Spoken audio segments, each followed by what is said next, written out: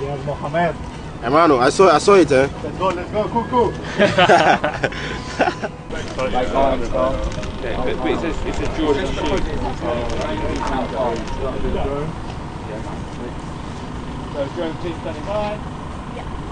Hello friends, welcome to Door Soccer. My name is Delale Frank and this is News Daily where I serve you with all the major trending news in the last few hours. So in today's edition, we're going to talk about Anan Semenyo. He has seen his contract extended from now to 2025. We'll talk about details of that and what he actually said when his contract was extended. We'll talk about Mohamed Kudus, obviously. He's in the news again and I like something that West Ham United are doing with Kudus. So we'll talk about that as well. We'll then go and talk about Niger head coach. He has spoken about being paired with Ghana and he believes he can beat Ghana. We'll look at what he said actually. And then we'll talk about former President John Dramani Mahama. Yesterday he met the press, he engaged with the media and he said some few things about the Ghana Premier League. He has made some promise to the Ghana Premier League players and then the people in Ghana football. We'll talk about the details and what he actually said. So today's video is going to be an interesting one. As usual, if today is your first time, hit on the subscription button and let's build this community together. When you hit on the subscription button, make sure that you hit also on the notification bell so that this platform will be built together as a group. Without wasting much time, let's get straight into today's news.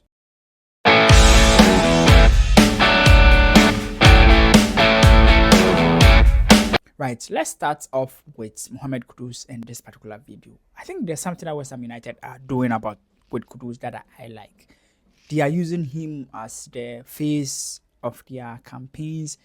At least it looks like Kudus will be the star man next season when the season starts. And I love it. And ever since they announced their jersey, I've been following them on social media and I love their content direction.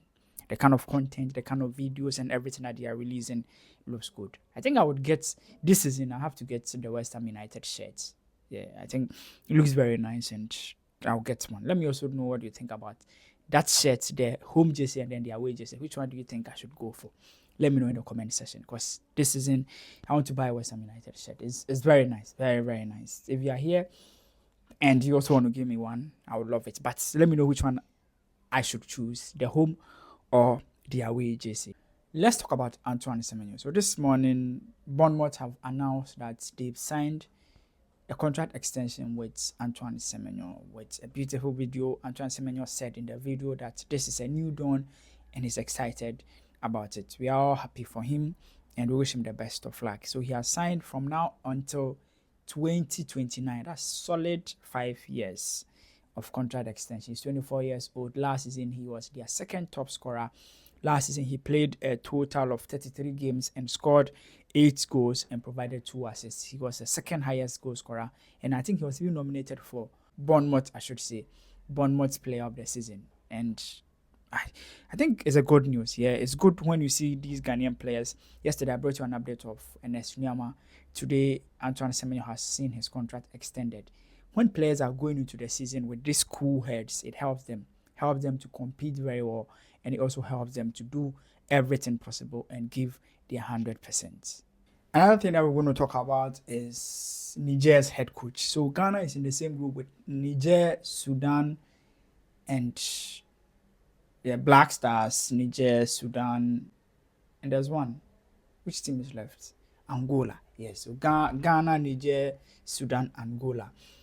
And in the group, it looks like everybody feels like Niger is the only team that will not be able to qualify. But the head coach, in an interview with CAF Media Online, spoke about it. And he's very confident. He said it's an affordable group. That's how he called the group, basically. He said, we are in an affordable group. We have every chance of qualifying.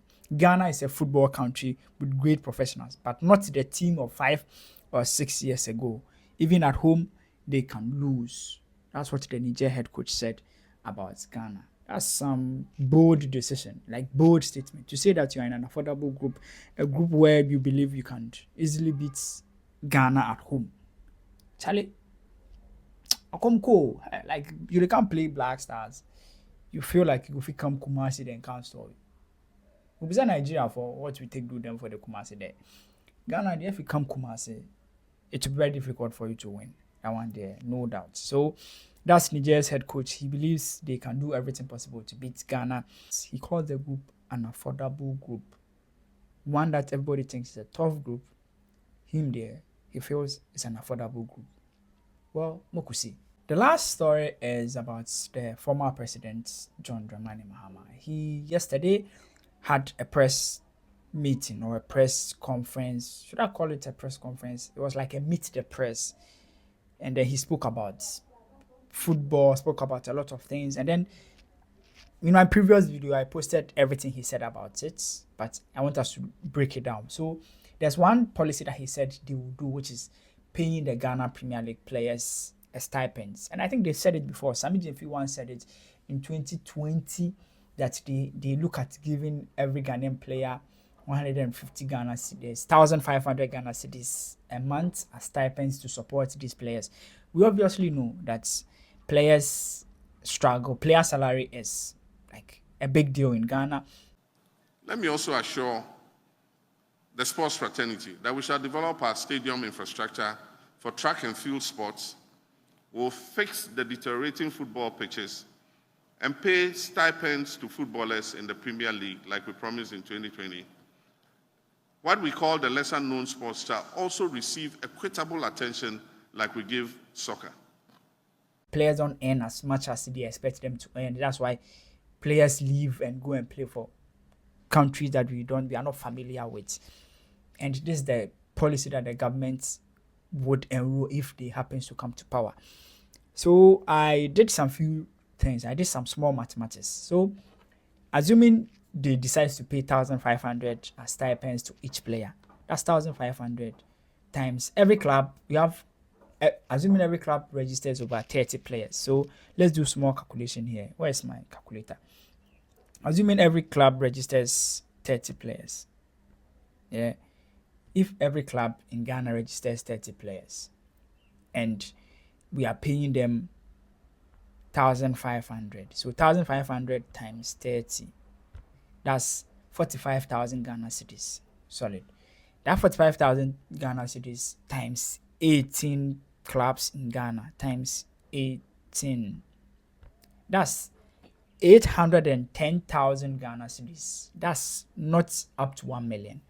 This is the amount of money that you are going to pay every month. You feel me? So you let's say times a year, times 12,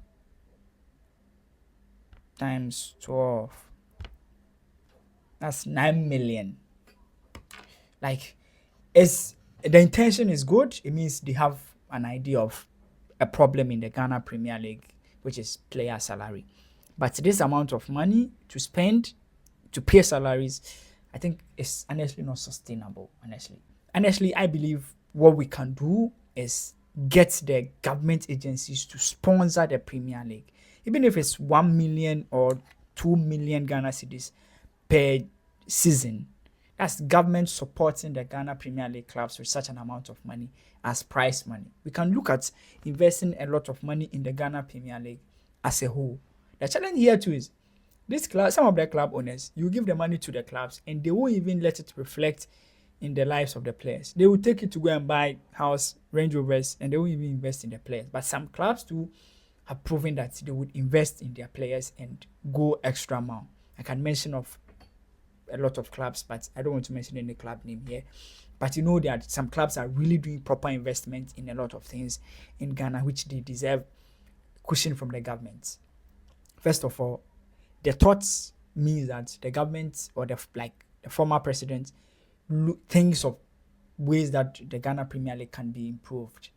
But to pay salaries of every Premier League player, Charlie, that's like every year. The amount of money you spend yearly and even monthly is extremely too much. But what we can do is to get the companies in Ghana to commit some amount of money into the domestic league, and that will easily help us to go.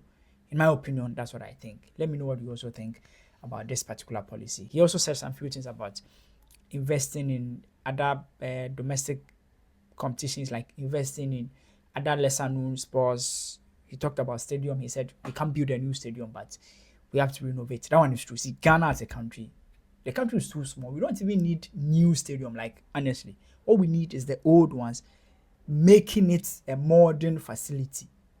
Work on the pitch. If you go to Tamale, the Tamale Sports Stadium that is there like that we don't care about it. It's one of the best facilities you can get in Ghana.